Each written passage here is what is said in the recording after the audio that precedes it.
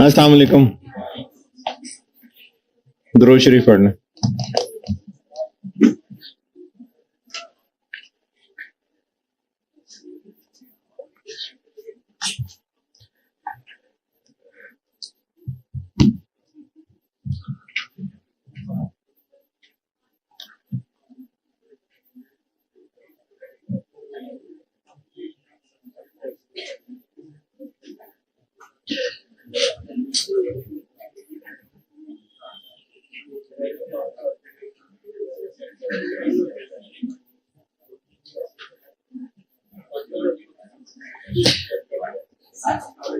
मैंने है हाँ मुझसे बेकाबू। मैंने अभी जो हदीस खोली थी सुनाने के लिए, उससे ना मुझे एक और बात याद आ गई, मैं वो बताता हूं पहले। ये जो दीन के रूल्स है ना, जो कि बोलना शुरू कर दिया मैंने, ये जो हमारे दीन के रूल्स हैं, हमारे लिए जो रिस्ट्रिक्शंस हैं हलाल हराम की, क्या करना है क्या नहीं करना है, तो ये ना एक कैद सी लगती है, जब एक घुटन सी फील होती है, क्या यार मेरी अपनी मर्जी किधर है। और ये वक्तन फवक्तन होता भी रहा है, कुछ अरसे से थोड़ा ज्यादा हो रहा है कि भाई अपनी मर्जी है, जैसे मर्जी जिंदगी जिए, और ये रूल्स अल्लाह के रूल्स क्यों, और हम क्यों जबरदस्ती एक बंदी हुई जिंदगी गुजारें, हमारी अपनी मर्जी किधर है। तो ये सही है सोच है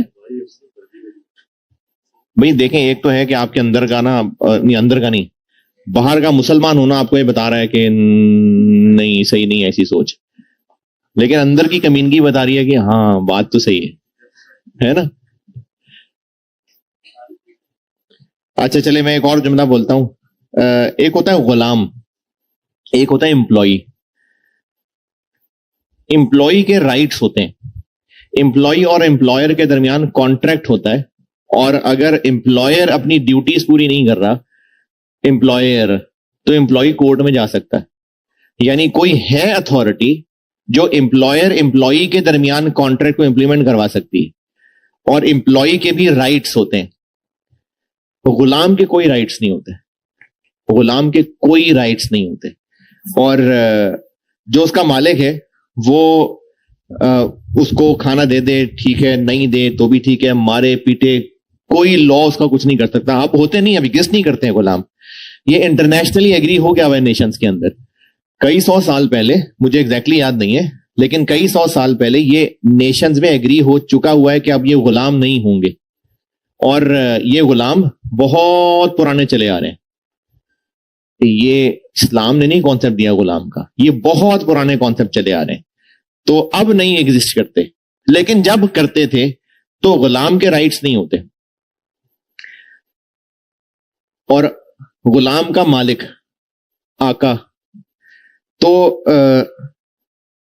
अगर हम अपनी इंसान की बात करें ना, तो हम अल्लाह के गुलाम हैं, हम अल्लाह के गुलाम हैं। बंदा, अब्द, ये लफ्ज भी ना लगता है यार ये क्या जबरदस्ती है, मतलब ये क्या बात हुई। तो अल्लाह का बंदा होना, अल्लाह के हुक्मों को मानना, ये बोझ बोझ सा लगता है। शैतान ना इसको जरा थोड़ा बोझ बोझ सा बताता है।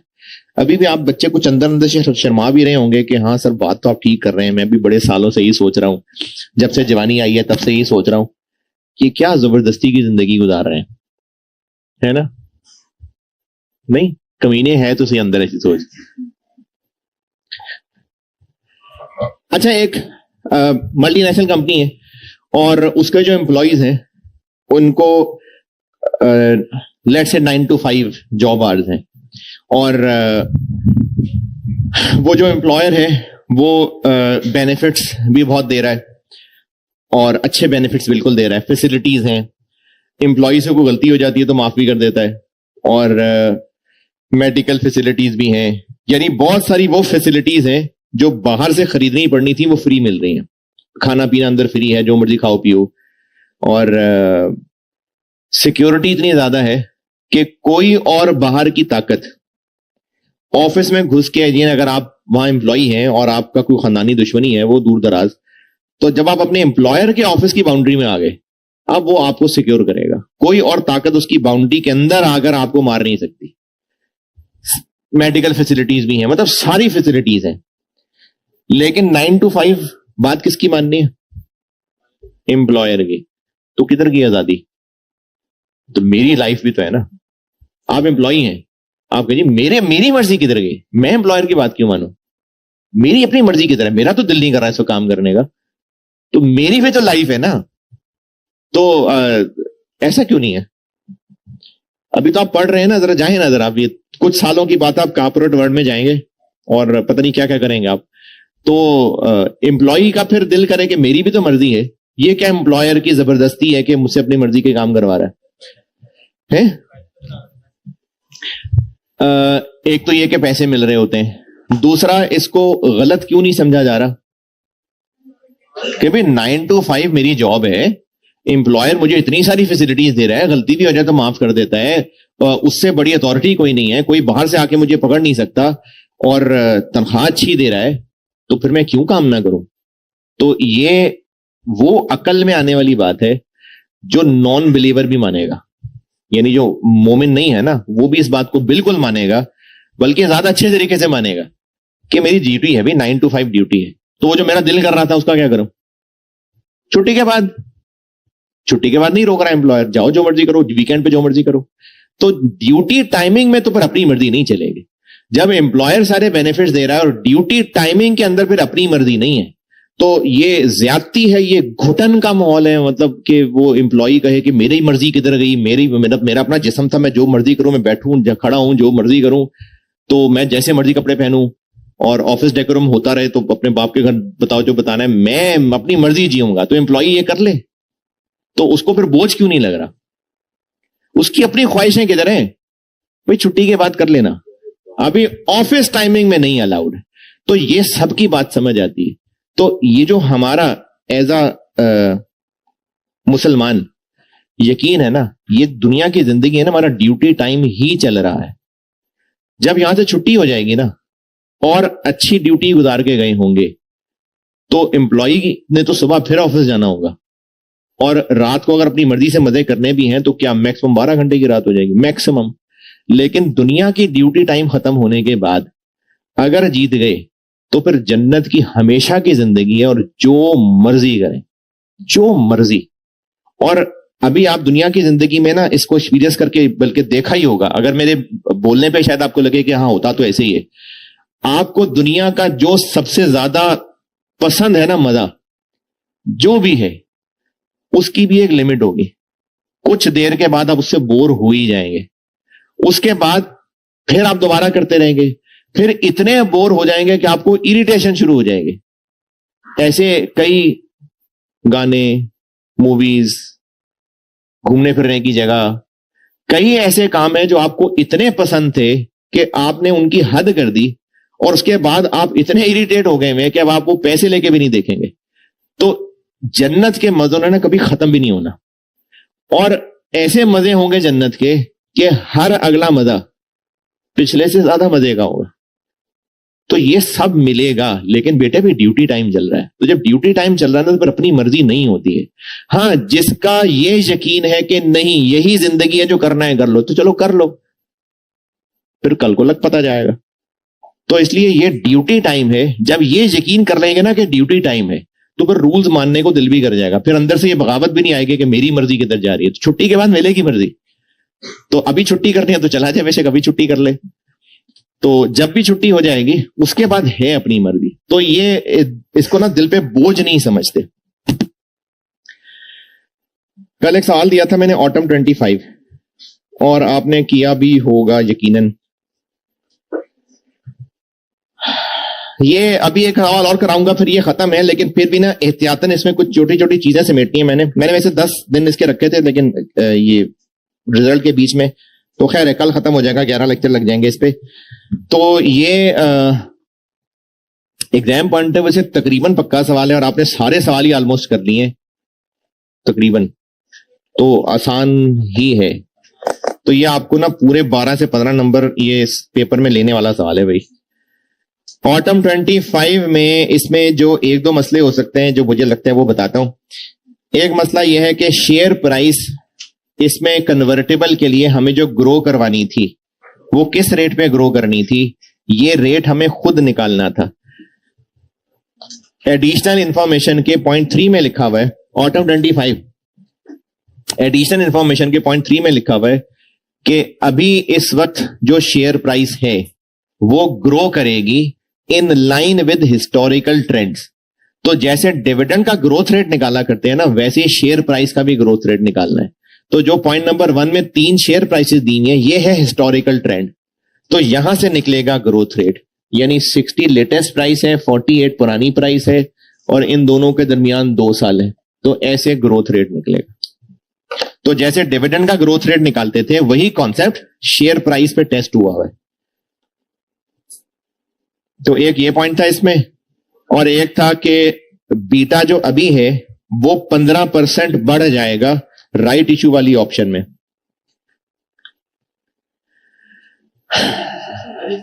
है जी, अच्छा, और खैर ग्रोथ बता रहा था ना, ग्रोथ। और दूसरा जो बीटा रिवाइज होना है, पहले बीटा है 1.13, इसने 15% बढ़ जाना है, 1.3 नहीं 3 है। और इसमें बस, और आप बता दें क्या पूछना है जी। हाँ बिल्कुल, ये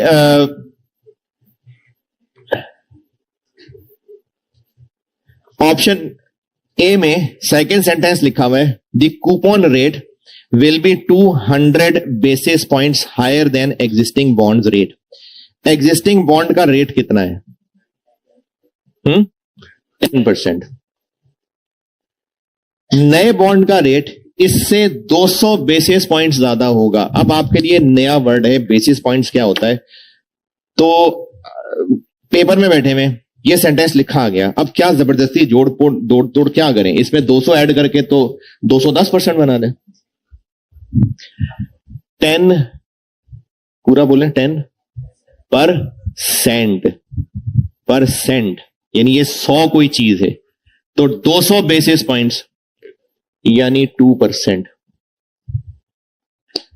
200 बेसिस, ये जो बेसिस पॉइंट्स है ना, बेसिस पॉइंट ये 100 में से एक है। 10% है ना, 10%, तो जो 100 में से एक है वो बेसिस पॉइंट है, तो 200 बेसिस पॉइंट्स का मतलब है 2%।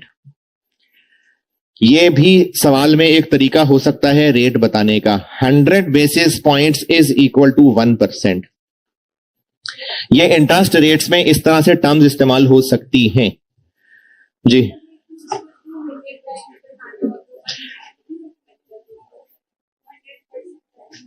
यानी डबल करना है, तो डबल 200% मतलब डबल, तो ये 200% नहीं है, वैसे 200% का मतलब है डबल करना।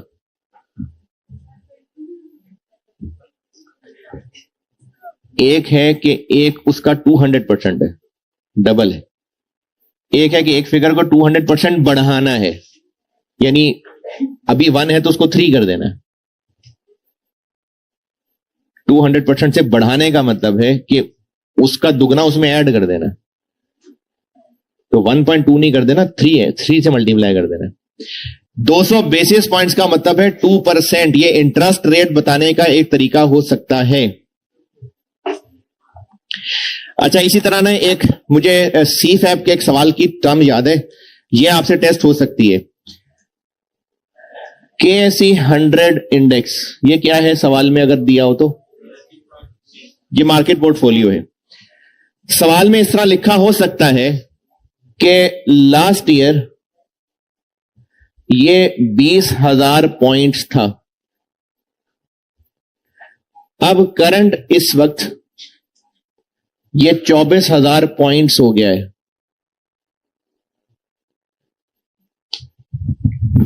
ये बात दोबारा सुने, ये सीफैब के किसी सवाल में ये चीज मुझे याद है, इस तरह टेस्ट हुआ है, तो आपको भी हो सकता है कि KSE 100 इंडेक्स मार्केट पोर्टफोलियो होता है, इस पर जो रिटर्न है वो RM होता है।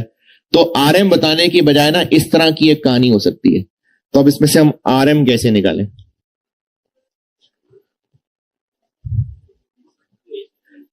%20, RM 20% है कि मार्केट पोर्टफोलियो में कितने पॉइंट्स की ग्रोथ आई? 20%, मतलब RM 20%। ये जो KSE 100 इंडेक्स होता है ना, पॉइंट्स की शक्ल में मेजर हो रहा होता है, और ये इंडेक्स नंबर है, बचपन में आपने कभी चॉइस में छोड़े होंगे। तो RM इस तरीके से भी टेस्ट हो सकता है कि अब पिछले साल से बढ़ के 24,000 पॉइंट्स हो गया, तो ये कितने % इंक्रीज है? ये 20% इंक्रीज है, तो ये RM है।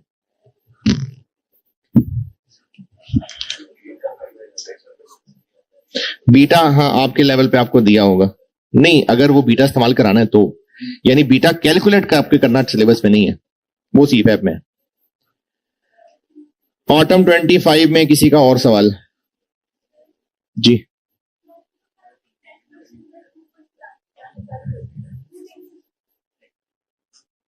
वो एग्जिस्टिंग था, किसी से पूछ के लिखा था मैंने।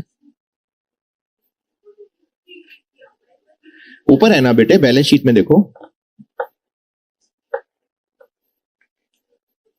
सवाल में सबसे ऊपर ऑटम 25, सवाल के बिल्कुल शुरू में 10% कन्वर्टेबल आ तो रहे हैं, नहीं मिला? तो ये एग्जिस्टिंग का 10% है, तो जो नया होगा वो इससे 200 बेसिस पॉइंट ज्यादा, यानी नए वाले का इंटरेस्ट कूपन रेट 12%। ऑटम 25 जिन्होंने भी किया है, ऑटम 25 में किसी का और सवाल? जी, कहां 2 साल कहां लिखे? कहां? इधर सवाल आपको जो 3 प्राइसेस दी हुई है, 2025 वाली और 2023 वाली प्राइस, इनके दरम्यान 2 साल है ना। जैसे डिविडेंड का ग्रोथ रेट निकालते हैं, वैसे ही उसने शेयर प्राइस का ग्रोथ रेट टेस्ट किया है। आपको पॉइंट 1 में जो शेयर प्राइसेस दी हुई है, उनमें लेटेस्ट प्राइस 2025 की है और सबसे पुरानी, तो इन दोनों के दरमियान कितने साल का गैप है? 2 का, तो वही पावर लिखिए 2। ऑटम 25 में और किसी का सवाल? ऑटम 25 तो अगले टाइम में से कोई मसला ही नहीं है, इसमें क्या ऐसी बात? 200 बेसिस पॉइंट्स वाला बिल्कुल सही है आपकी परेशानी। अच्छा देखिए, अब मैंने 200 बेसिस पॉइंट्स आपको बता दिए, किताब में नहीं लिखे हुए कहीं भी। इस तरह की शरारतें पेपर में ही होती हैं, तो हो गई शरारत। तो अब 200 बेसिस पॉइंट्स का पेपर में बैठ के क्या करें भाई? देखें, coupon rate will be 200 basis points higher than existing bond rate. तो इसका क्या मतलब निकालेंगे? तो अगर आपने डायरेक्टली सोल्यूशन नहीं देखा और थोड़ी देर भी सोचा था, तो क्या मतलब हो सकता है इसका? 10 से 20 हो जाएगा।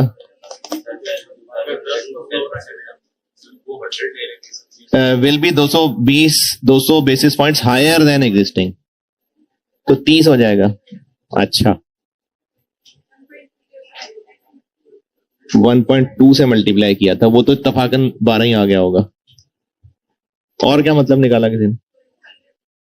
200 क्या? इन्हें डबल कर लिया था, लेकिन उसने कहा 200 basis points higher than existing.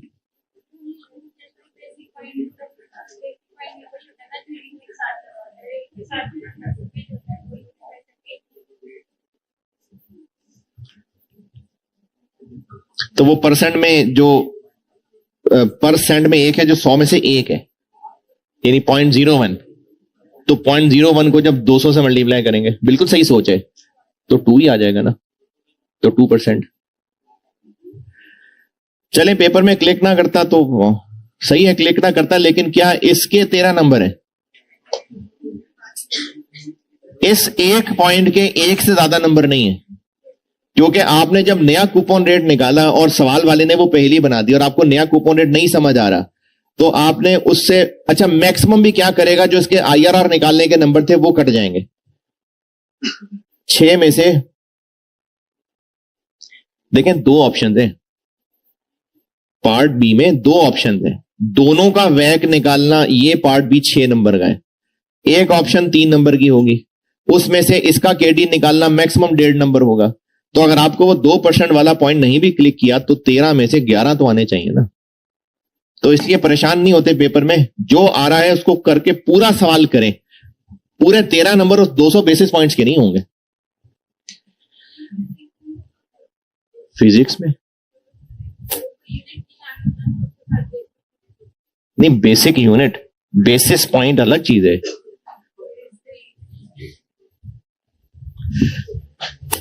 Autumn 23 पढ़ लें,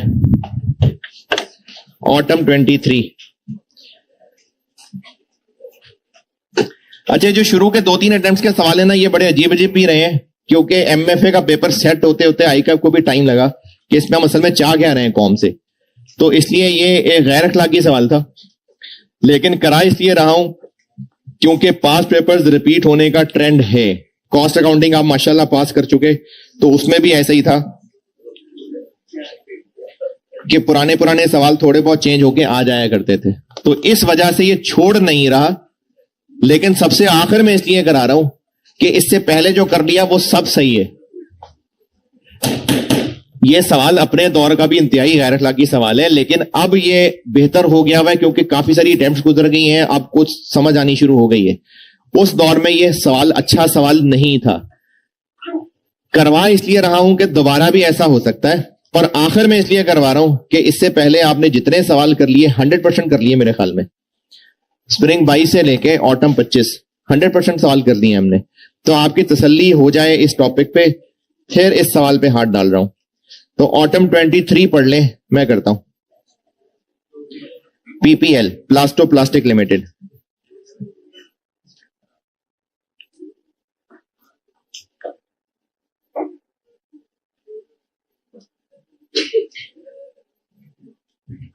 सवाल पढ़ लें, अच्छा खासे पढ़ रहे थे जब यहां बैठे हुए थे।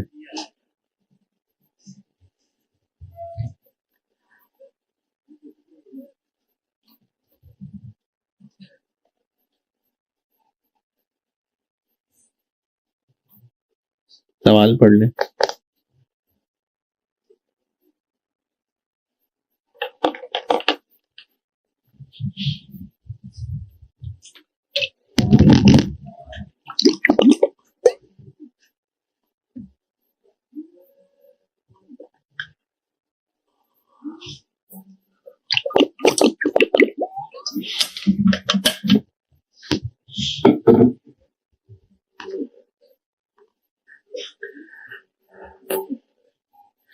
नूर, एक मिनट रोकना।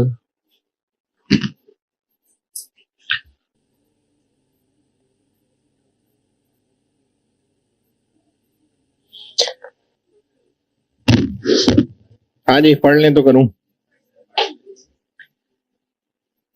अच्छा, क्यों है भाई ये गैर अखलाकी सवाल है? ये वैल्यूएशन का सवाल है। वैल्यूएशन तो सिलेबस में है नहीं। ये कॉस्ट ऑफ कैपिटल का तो सवाल ही नहीं है, इसमें कहां वैक निकालना है। कहीं वैक कैलकुलेट कर, कोई केडी को केपी सवाल में, कहीं प्रेफरेंस शेयर्स, डिवेंचर्स, कन्वर्टेबल है कहीं। तो ये कॉस्ट ऑफ कैपिटल का सवाल ही नहीं है, ये प्रॉपर वैल्यूएशन का सवाल है, और वैल्यूएशन सिलेबस में नहीं है। लेकिन गुजारा मुजारा वैल्यू हमें सवालों में निकालनी पड़ जाती है। जैसे जिस सवाल के अंदर करंट शेयर प्राइस ना दिए हो तो उस पर हम वैल्यू निकाल रहे होते हैं ना।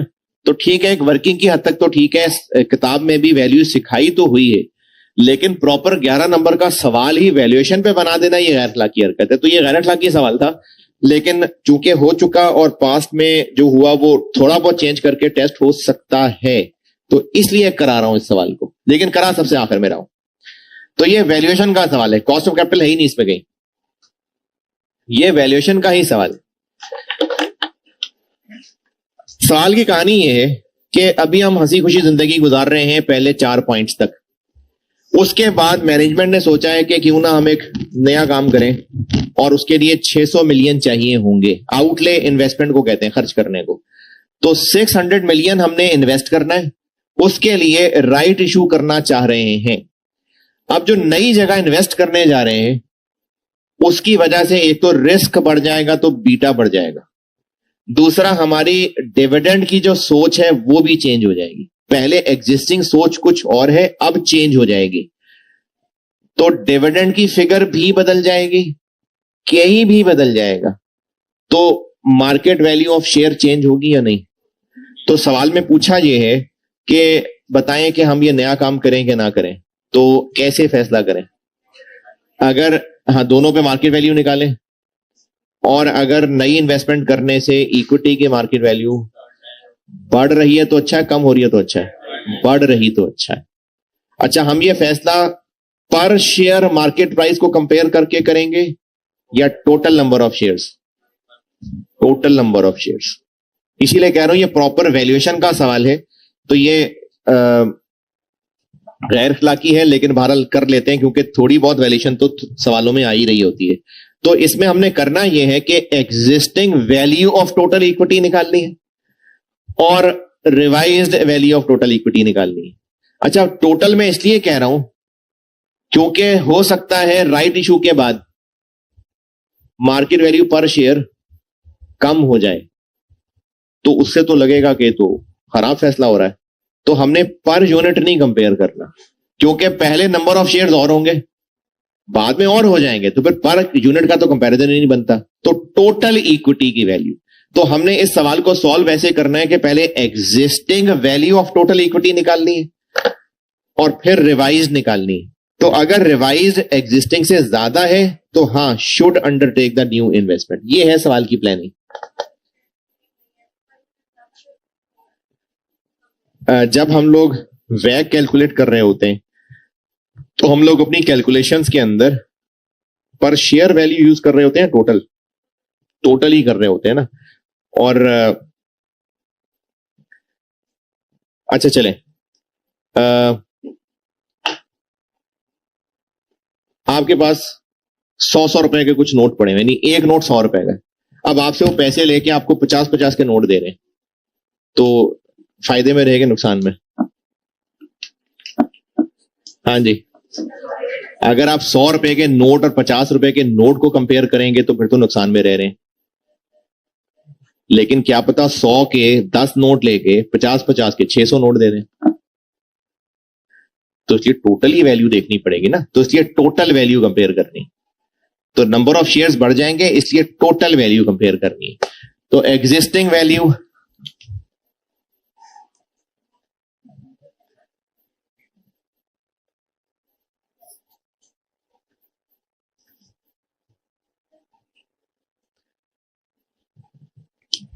एग्जिस्टिंग वैल्यू कौन से फार्मूले से निकलेगी? मैंने आपको जिस क्लास में शेयर की वैल्यूएशन सिखाई थी, बेशक उस क्लास के 3 सवाल देख लें। तो ये थर्ड वाला है जो अगले दिन दोबारा भी बताया था। मैंने आपको जिस दिन शेयर वैल्यूएशन कराई है ना, उसके बाद फिर अगले दिन पास्ट पेपर शुरू कराए हैं। तो उस दिन मैंने 3 सवाल कराए थे, शायद ज्यादा कराए हूं, लेकिन 3 तरह के सवाल कराए थे। एक जिसमें डिविडेंड कोई ग्रोथ नहीं थी, एक जिसमें डिविडेंड की कांस्टेंट ग्रोथ थी, और एक जिसमें मल्टीपल ग्रोथ रेट्स थे। तो ये कौन सा वाला सवाल है? ये थर्ड वाला है। ये मैं एग्जिस्टिंग निकाल रहा हूं अभी, पहले 4 पॉइंट्स। थर्ड वाला इसलिए क्योंकि पहले 3 साल 25-25 रुपए, उसके बाद 3% ग्रो करेगा। तो ये वो तीसरे वाला सिनेरियो है। D1 25 रुपए, D2 25 रुपए, D3 25 रुपए, और D4 ऑनवर्ड्स 25 रुपए इंटू 1.03। ये वाला सिनेरियो है। ये मैंने ऊपर वाले 4 पॉइंट्स में से 0.3 लिखा है।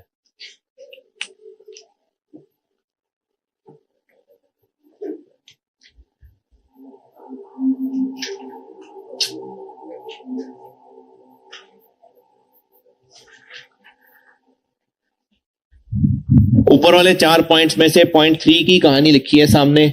इस कहानी पे कोई एतराज है तो बताएं। तो वैल्यू ऑफ शेयर आ जाएगी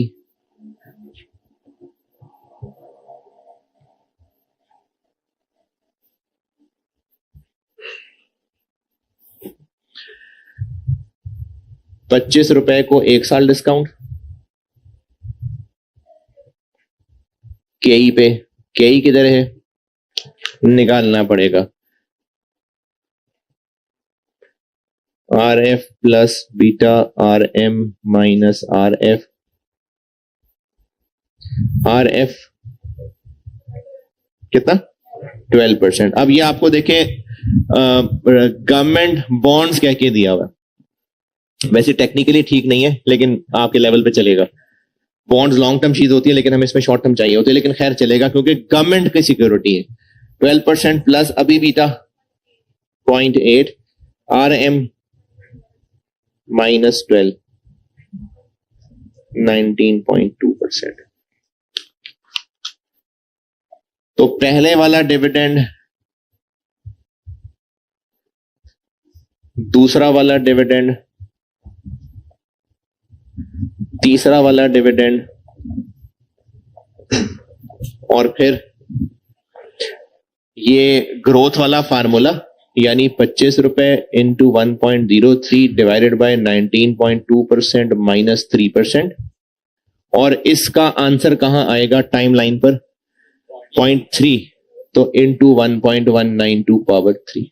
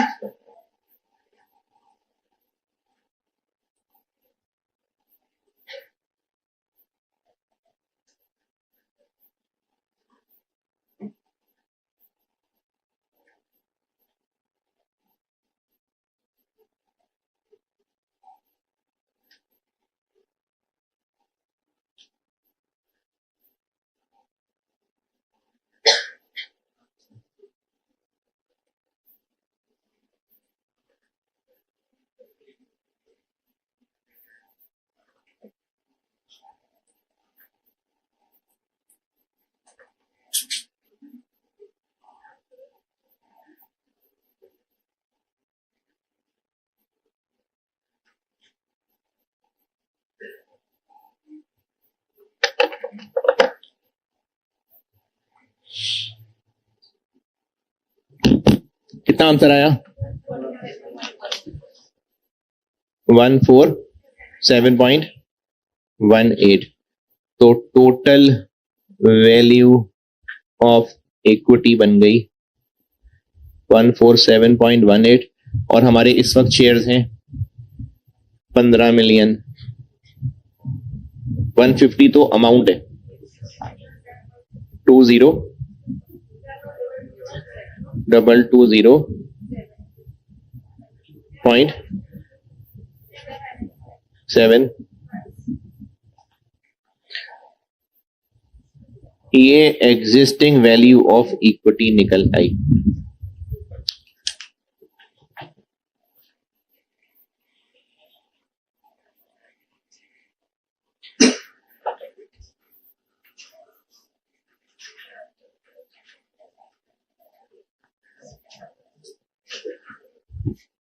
Revised value of equity.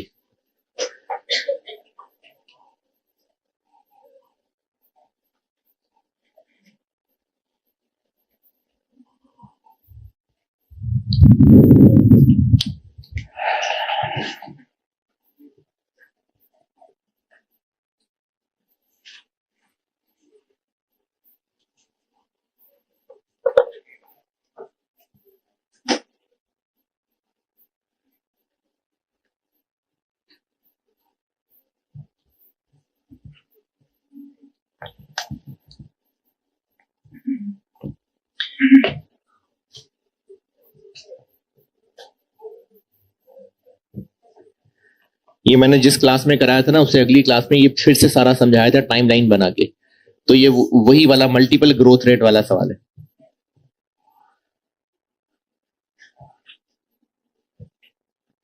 Revise value पर शेयर निकालें, करें आप। पर शेयर, टोटल नहीं, पर शेयर।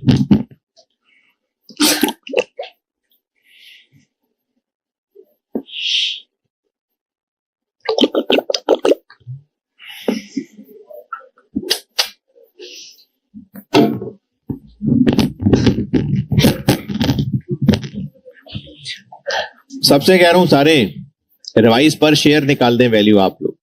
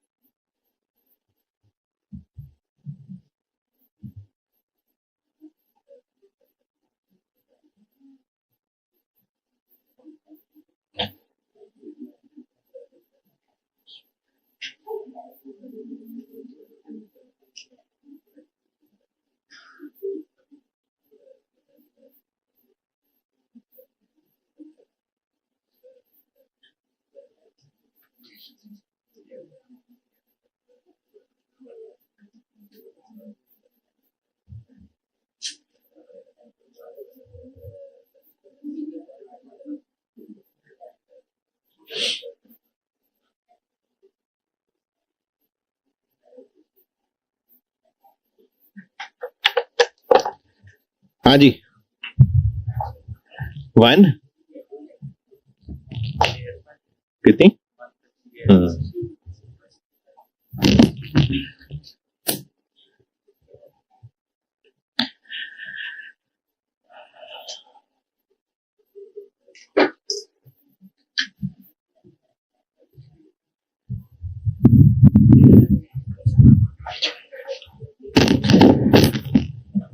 जो लोग अभी यहीं उलझे हुए हैं, शर्मा शर्मी कुछ पूछ नहीं रहे, बेटे शर्माई नहीं, पूछ लेना। यहां तक जो पूछना है वो बताइए।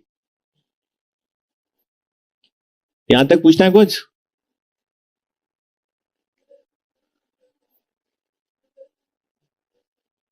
किसी को कुछ नहीं पूछना हो तो सबको सब समझ आ जाता है। अच्छा,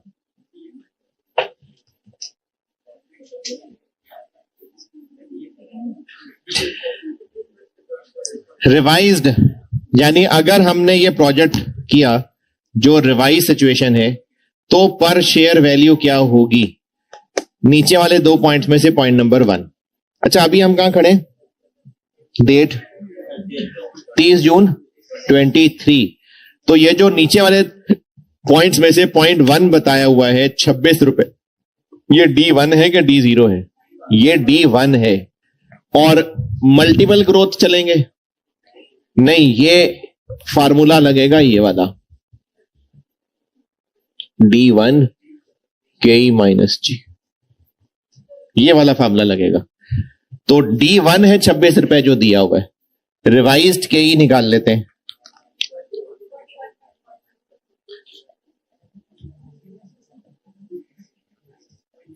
RF 12% प्लस नया बीटा हो जाएगा 1.05, 21% माइनस 12% इज इक्वल टू 21.45। ये नया KE आ गया, तो नया KE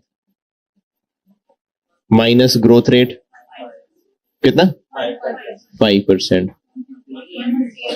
158.05।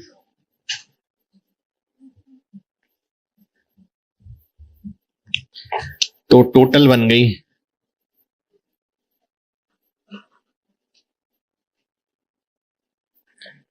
पहले शेयर्स हैं 15 मिलियन, राइट शेयर कितने और इश्यू हो जाएंगे?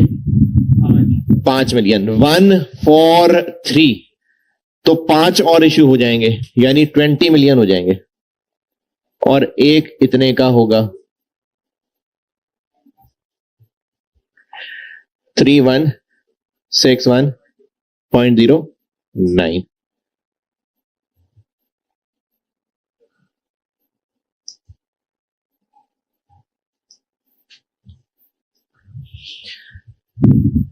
यहां तक पहुंच जाए, फिर रिक्वायरमेंट का आंसर बनाता हूं। अभी रिक्वायरमेंट का आंसर सही नहीं निकला है, अभी मैं बनाता हूं। यहां तक पहले देख लें, जो फिगर पूछनी है पूछें।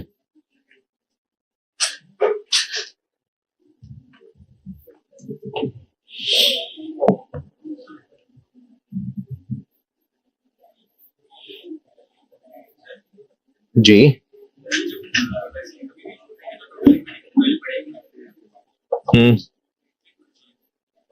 अच्छा सवाल है, अभी मिलता है जवाब, अभी देता हूं।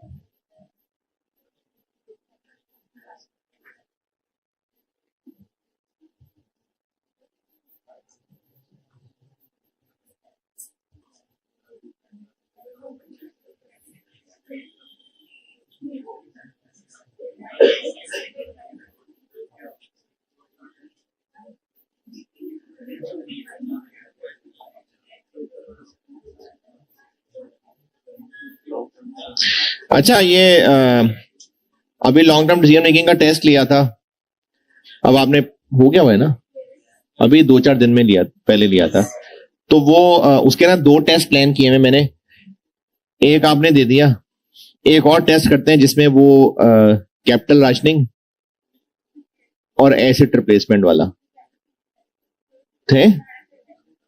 क्या हुआ? तो अब वो करके भुला दिया गया, तो रिवाइज हो जाएगा ना। तो अब इसका एक और टेस्ट कर लेते हैं, आज मंगल है। नहीं नहीं, ऐसे ना भाई, कॉस्ट ऑफ कैपिटल का भी टेस्ट करना है, ऐसे ना करें।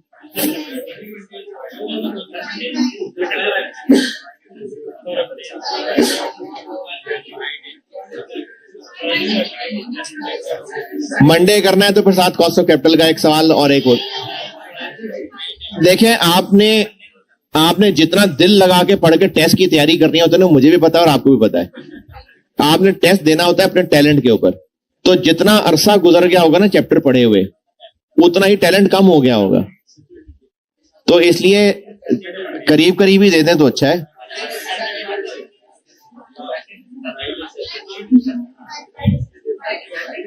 ठीक है, फ्राइडे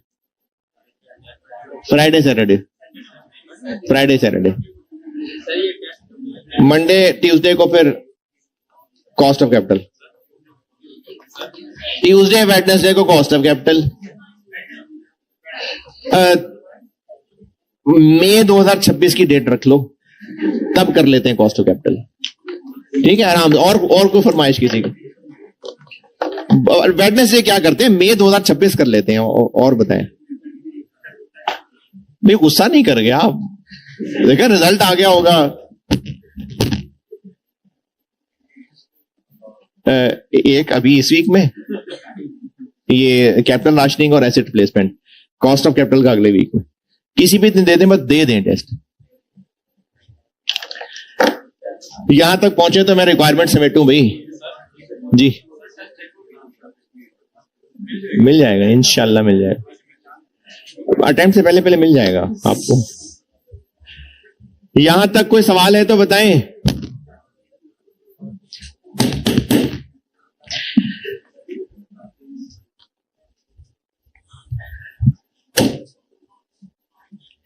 अगर एक कंपनी की इक्विटी पहले 400 मिलियन रुपए थी, उसकी इक्विटी की वैल्यू, नए शेयर और इशू कर दिए और पैसा आ गया बिजनेस के पास, तो इक्विटी की वैल्यू बढ़नी ही थी।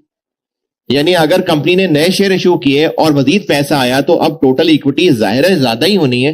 लेट्स से 580 मिलियन हो गई, तो हम नए शेयर इशू करेंगे तो इक्विटी की वैल्यू तो बढ़ेगी ही बढ़ेगी।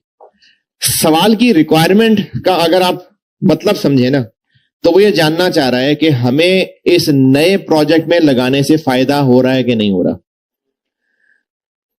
ठीक है, वैल्यू ऑफ इक्विटी कंपेयर कर लेते हैं, लेकिन ये जो अब नई वैल्यू ऑफ इक्विटी 3 बिलियन है और वो 2 बिलियन थी, तो क्या ये नए प्रोजेक्ट की वजह से बढ़ रही है?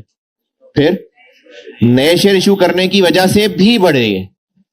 अगर हम देखना चाहते हैं कि प्रोजेक्ट की वजह से क्या फायदा है, तो वो जो हमें नए पैसे मिल रहे हैं वो माइनस करके बाकी कंपेयर करना पड़ेगा। ये मैं लिख के दोबारा बताता हूं। Total value of revised equity rupees million 3161.09 और total value of existing equity 2207.7। तो ये जो इंक्रीज है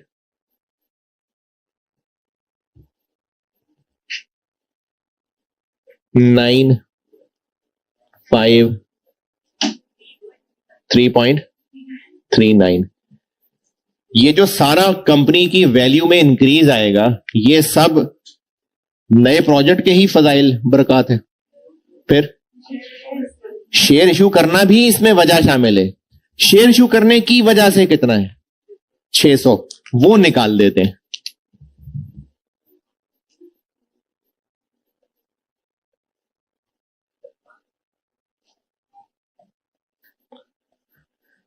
अब जो 300 का इंक्रीज है ये नए प्रोजेक्ट की बरकत से ही होगा, है 53, ये नए प्रोजेक्ट की बरकत से ही है। ये है increase due to new project.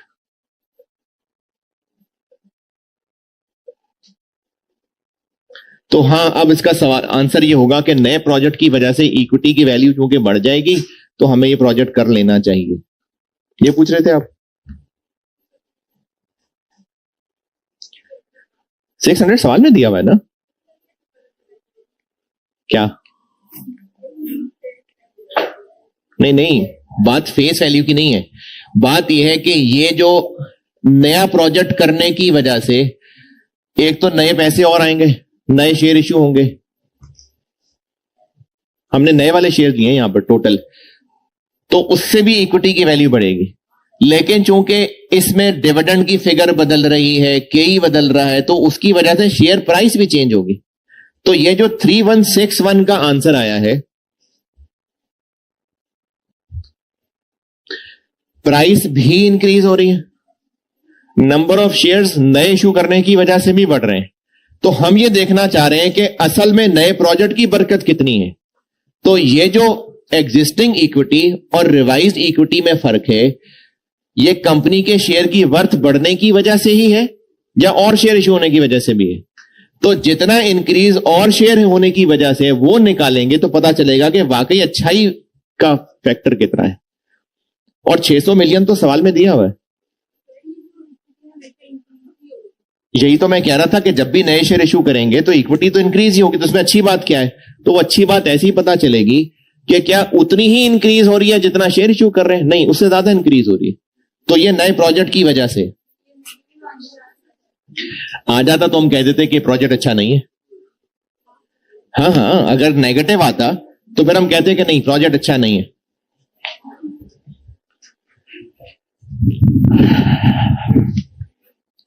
अच्छा, कल ना मैं अब इसमें इस चैप्टर में कुछ छोटी छोटी सी चीजें, बिल्कुल छोटी छोटी सी हैं, और एमसीक्यूज ये समेटता हूं, अदरवाइज ये 100% प्रैक्टिस डन। चलें, ठीक है, अल्लाह हाफ़िज़।